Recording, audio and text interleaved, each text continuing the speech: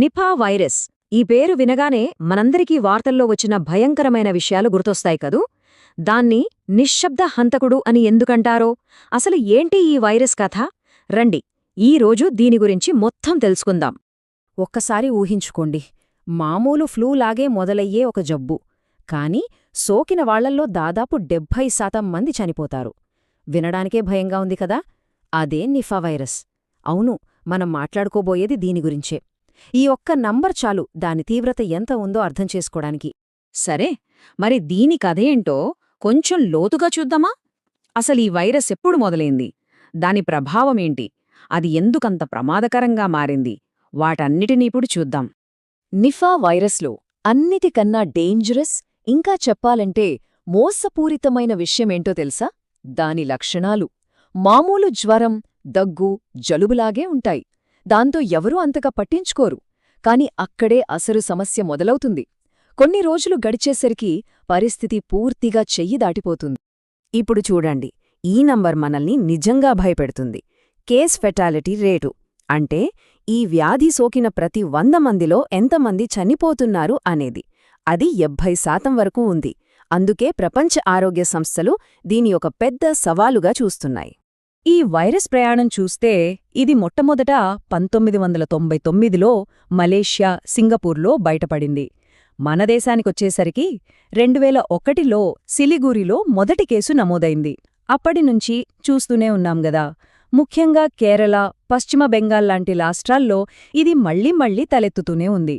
సరే, ఇదంతా బానే ఉంది. కానీ అసలు ఈ వైరస్ మూలమేంటి? ఎక్కడ్నుంచొస్తోందిది? దాని సహజ ఆవాసమేంటి? జంతువుల నుంచి మనదాకా ఎలా వస్తోంది? ఆ విషయాలు తెలుసుకుందామిప్పుడు. సైంటిస్టులు నిపాని ఒక జూనోటిక్ వైరస్ అంటారు. జూనోటిక్ అంటే సింపుల్గా చెప్పాలంటే జంతువుల నుంచి మనుషులకు వచ్చేది అన్మాట.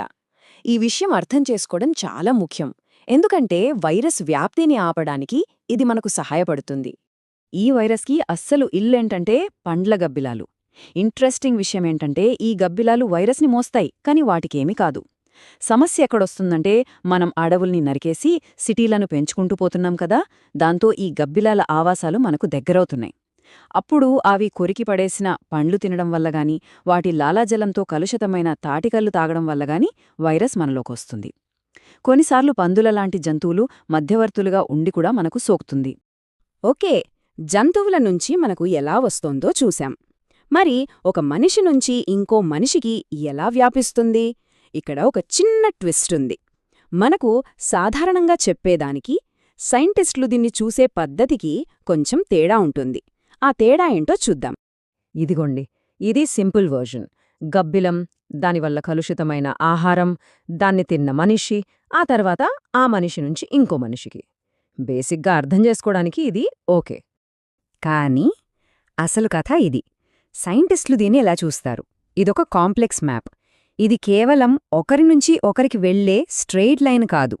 ఒక జనాభాలో ఎంతమందికి సోకే అవకాశముంది, ఎంతమందికి సోకింది, ఎంతమంది కోలుకున్నారు, ఇలాంటివన్నీ లెక్కించడానికి వాళ్ళిలాంటి కాంప్లెక్స్ మోడల్స్ వాడతారు.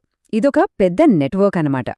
ఇక్కడ మనం గుర్తుపెట్టుకోవాల్సిన ముఖ్యమైన పాయింట్ ఏంటంటే, మనిషి నుంచి మనిషికి ఇది గాలిలో వ్యాపించదు. సోకిన వ్యక్తితో చాలా క్లోజ్ కాంటాక్ట్ ఉండాలి. వాళ్ల లాలాజలం, రక్తం లాంటి శరీర ద్రవాల ద్వారా ఇది వ్యాపిస్తోంది. అందుకే ఇంట్లో చూసుకునేవాళ్లు, హాస్పిటల్లో పనిచేసే హెల్త్ కేర్ వర్కర్లు చాలా ఎక్కువ రిస్క్లో ఉంటారు. ఏదైనా ఒక వ్యాధి ఎంత స్పీడ్గా వ్యాపిస్తుందో చెప్పటానికి సైంటిస్టులు R0 అనే ఒక కొలమానాన్ని వాడతారు. సింపుల్గా చెప్పాలంటే, వైరస్ సోకిన ఒక వ్యక్తి సగటున ఇంకెంతమందికి ఆ వైరస్ని అంటిస్తాడు అనేదే ఈ R0. సరే, మరి ఈ వైరస్ మన బాడీలోకి ఎంటర్ అయ్యాక ఏం జరుగుతుంది? జ్వరం నుంచి కోమా వరకు ఆ ప్రయాణం ఎలా ఉంటుందో ఇప్పుడు వివరంగా చూద్దాం. వైరస్ మన శరీరంలోకి రాగానే వెంటనే దాని ప్రభావం చూపించదు. లక్షణాలు బయటపడ్డానికి సుమారు 4 నుంచి 14 రోజుల టైం పడుతుంది. ఈ మధ్యలో ఉన్న టైంనే మనం ఇంక్యుబేషన్ పీరియడ్ అంటాం. ఇక్కడ చూడండి, మొదట ఎంత సాధారణంగా మొదలవుతుందో, తర్వాత ఎంత తీవ్రంగా మారుతుందో. స్టార్టింగ్లో జ్వరం, ఒళ్ళు నొప్పులు, గొంతు నొప్పి అంత మామూలే. కాని పరిస్థితి చేయి దాటితే మాత్రం కన్ఫ్యూజన్, మూర్ఛలు, చివరికి మెదడువాపు వచ్చి 24 నుంచి 48 గంటల్లోనే కోమాలోకి వెళ్ళిపోయే ప్రమాదం కూడా ఉంది. ఇప్పటిదాకా మనం సమస్య గురించి, దాని తీవ్రత గురించి మాట్లాడుకున్నాం. ఇప్పుడు అసలు విషయానికొద్దాం. పరిష్కారమేంటి? ఈ ప్రమాదకరమైన వైరస్ బారిన పడకుండా మనల్ని మనం ఎలా కాపాడుకోవాలి? కొన్ని ప్రాక్టికల్ సేఫ్టీ టిప్స్ చూద్దాం. ఇది చాలా చాలా ముఖ్యమైన విషయం. బాగా గుర్తుపెట్టుకోవాలి. నిపా వైరస్కి ఇప్పటివరకు ఖచ్చితమైన మందుగాని, వ్యాక్సిన్ గాని లేదు. ట్రీట్మెంట్ అంటే కేవలం సపోర్టివ్ కేర్ ఇవ్వడమే. అంటే లక్షణాలని కంట్రోల్ చేయడం. అందుకే నివారణే మనకున్న ఏకైక మార్గం. మనల్ని మనం కాపాడుకోవడంలో మొదటి స్టెప్ పర్సనల్ హైజీన్.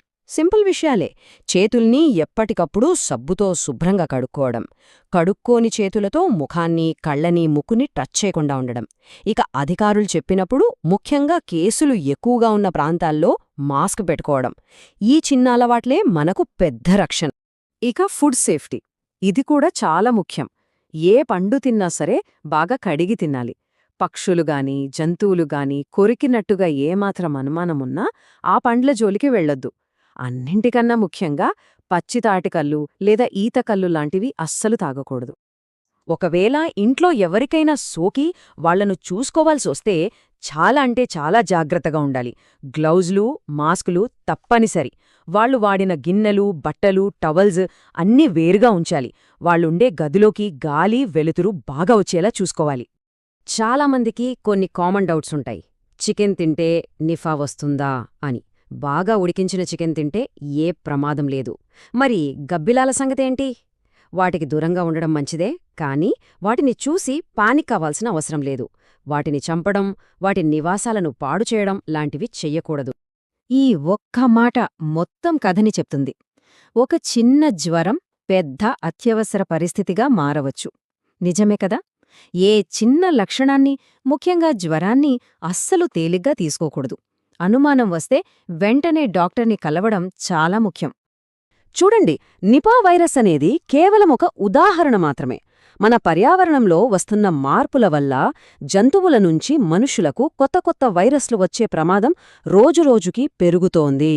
కాబట్టి మనం ఆలోచించుకోవాల్సిన అసలైన ప్రశ్న ఏంటంటే, భవిష్యత్తులో రాబోయే మరో తెలియని వైరస్కు మనం ఎంతవరకు సిద్ధంగా ఉన్నాం?